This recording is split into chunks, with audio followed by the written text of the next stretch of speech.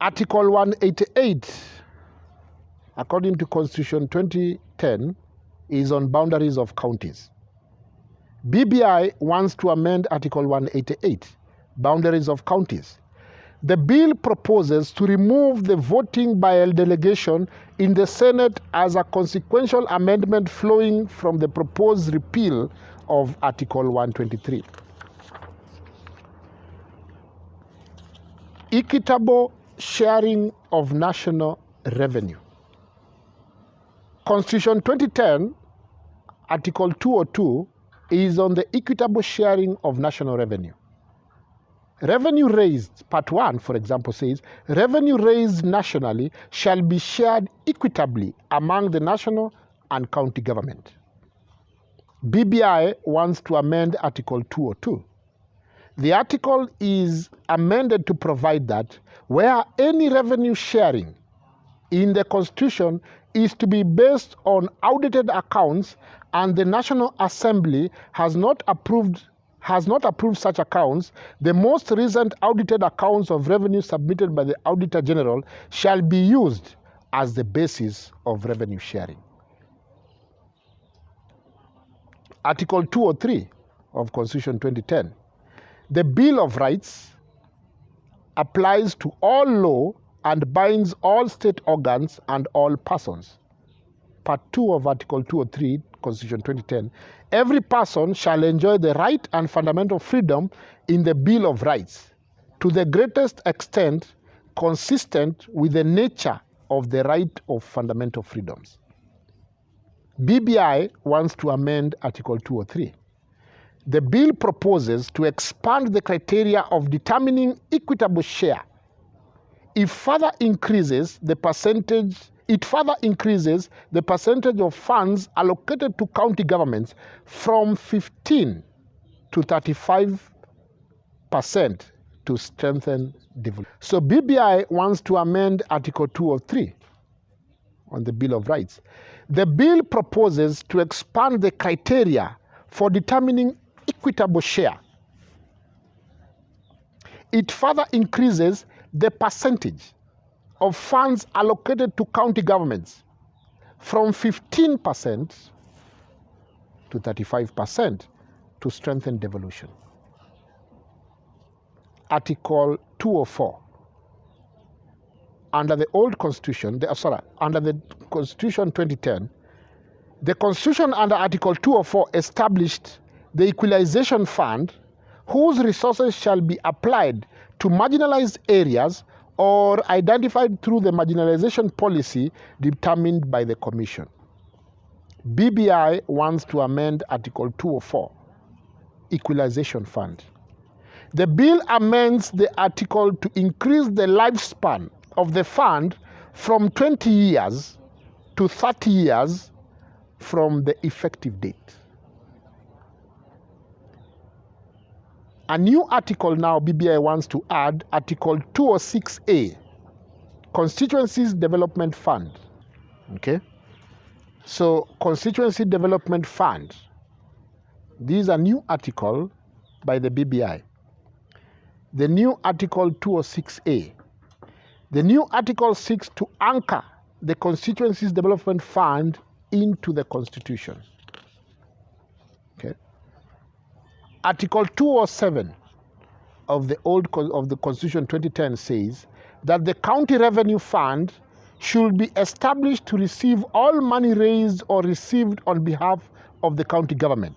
However, this excludes any money that an Act of Parliament may exclude from being paid reasonably to the fund. BBI wants to amend Article 207, County Assemblies Fund. The bill provides for an Act of Parliament to establish a County Assembly Fund as one of the funds in the county. There is a new article that BBI wants to add. New Article 207A, Ward Development Fund. The new article establishes the Ward Development Fund, which shall comprise of at least 5% of all the county government's revenue in which financial year divided among all. The Ward Development Fund The BBI wants to add a new article, 207A. The new article establishes the Ward Development Fund, which shall comprise of at least 5% of all the county government's revenue in each financial year, divided among all the wards in the county. The expenditure. 1. The fund shall be used for the functions of the county government within the county wards. 2. And to facilitate actualization of the rights guaranteed under Article 43 within the county wards. 3. With public participation in identification of the development projects in a ward. Okay. As we move on, Article 215 of the Constitution 2010 is the Commission on Revenue Allocation, CRA. This is an independent commission set up under Article 215 of the Constitution of Kenya 2010. Its core mandate is to recommend the basis of equitable sharing of revenue raised nationally between the national and the county governments and among the county governments and among the county governments. BBI wants to amend Article 215, Commission on Revenue Allocation. The bill amends Article 2, reduce the number of commission members nominated by political parties represented in the Senate from 5 to 2, so as to balance the representation of the two houses. Provides for 2 members to represent county governors and 1 person nominated by the members of a statutory body responsible for professional regulation of accounts. Article 218. This, according to Constitution 2010, is an article on the annual division and allocation of revenue.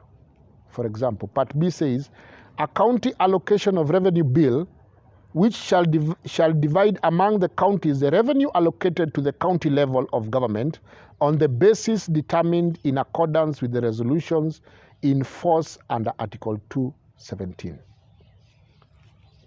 BBI wants to amend Article 218, Division and Allocation of Revenue Bills. The bill expands the mandate of the Controller of Budget to authorize the withdrawal of up to 15% of the minimum amount of the equitable share from the consolidated fund to finance counties if Parliament delays to pass the County Allocation of Revenue Act. Article 220 of Constitution 2010 is on the form, content, and timing of budget. For example, Part C says, the form and manner of consultation between the national government and county governments in the process of preparing and planning budgets. BBI wants to amend Article 220. Says the form, content, and timing of budgets. The bill requires proposed budgets of our national and county governments to contain an explanation of the previous, current, and proposed budget measures for the attainment of social and economic rights, and imposes a requirement which will be set out in legislation for the making of structure and development plans by national government. Currently, such an obligation is only imposed on counties. The County Appropriation Bills, BBI, wants to amend Article 224. The bill deletes the provision that requires county annual budgets to be based on the division of revenue bill. This is in light of the fact that a county government can prepare its budget based on its own sources of revenue. Financial Control Bill. BBI wants to amend Article 225.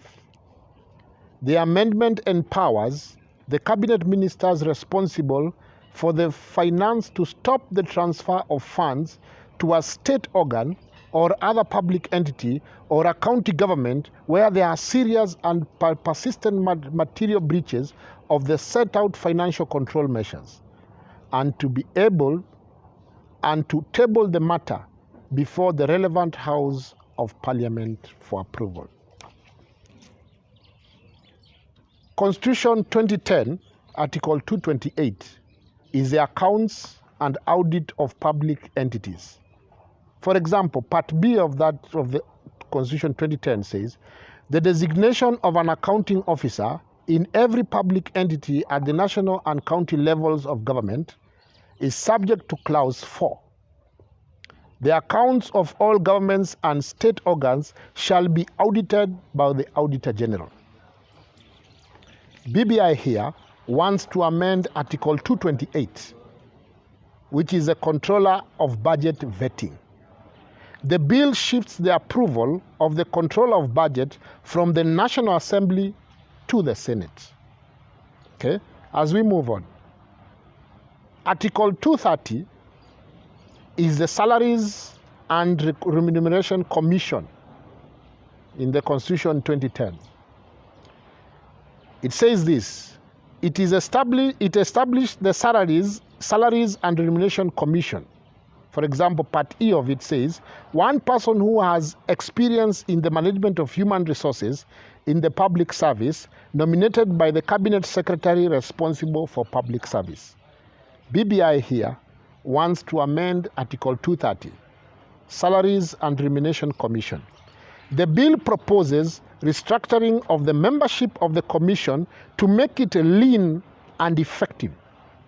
It also expands the Commission's mandate to set, review, rationalize, and harmonize the remuneration of all state officers and public officers. Article 234 of Constitution 2010 is on the functions and powers of the Commission as set in this article. For example, Part 4, the Commission shall not appoint a person under Clause 2 to hold or to act in any office on behalf of personal staff of the President or retired President, except with the consent of the President or retired President. Now, BBI here wants to amend Article 234, Powers of the Public Service Commission. The bill removes the National Security Organ as one of the offices in the public service, to which the Public Service Commission has no mandate. Now, there is a new article in the BBI. It's called the Youth Commission. The new Article 237A, the Youth Commission. BBI proposes to establish and provide for the functions of the Youth Commission to, among others, promote the implementation of the rights of the youth. Article 240, as we move on, is on the establishment of the National Security Council. For example, Part 3 of Article 240 in Constitution 2010 says, the Council shall exercise supervisory control over national security organs and perform any other function prescribed by the national legislation. The other example is Part 4. The bill entails the functions of the President of the National Police Service. Now, BBI here wants to amend Article 240. This is on the National Security Council. BBI proposes to include the Prime Minister as a member of the National Security Council. As we move on, Article 243 is the establishment of the National Police Service, according to the 2010 Constitution. BBI here wants to amend Article 243, the DCI and the National Police Service. BBI proposes to include the Directorate of Criminal Investigation as a third arm of the National Police Service. Okay? As we move on, Article 245 of Constitution 2010 is on the command of the National Police Service. For example, Part 1 of that says, it established the office of the Inspector General of the National Police Service. Part B, shall exercise independent command over the National Police Service and perform any other function prescribed by the national legislation. BBI here wants to amend Article 245, Command of the National Police Service. It provides clarity on the centrality of command by the Inspector General of Police to the police service. Clarity there. The amendment further provides that the Directorate of Criminal Investigation shall be headed by a Deputy Inspector General. Article 246 is an article on the National Police Service Commission. BBI wants to amend Article 246, National Police Service Commission and the IG. BBI wants to harmonize certain functions of the National Police Service Commission with the function of centrality of command by the Inspector General of Police. Article 248 of the Constitution 2010 is the application of the chapter. For example, Part 1 says, this chapter applies to the commission specified in Clause 2 and the independent office specified in Clause 2, except to the extent that the commission provides otherwise. Now, BBI here wants to amend Article 248. This is the Director of Public Prosecutions. BBI proposes to make Office of the Director of Public Prosecution as an independent office to enhance the independence and budgetary autonomy of the office. As we move on, Article 250 of the Constitution 2010 is on the composition, appointment, and term of office. Now, BBI here wants to amend Article 250. It says we need a leaner commission. It proposes to reduce the maximum number of members a commission can have from the current 9 to 7. This is to create a lean commission and reduce the recurrence of expenditures of the commissions. Article 259 is on construing this constitution. BBI here wants to amend Article 259, transition in appointive offices. BBI inserts a new clause that states when any appointive office with tenure under the Constitution is due to fall vacant, the process of replacing the holder of that office shall commence at least 6 months before the lapse of the time of the office holder. As we move on, Article 260 is on the interpretation. BBI here wants to amend Article 260, new state officers. BBI proposes to include the offices of the Prime Minister, Deputy Prime Minister, Deputy Minister, and Judiciary Ombudsman in the definition of the term state office. Okay?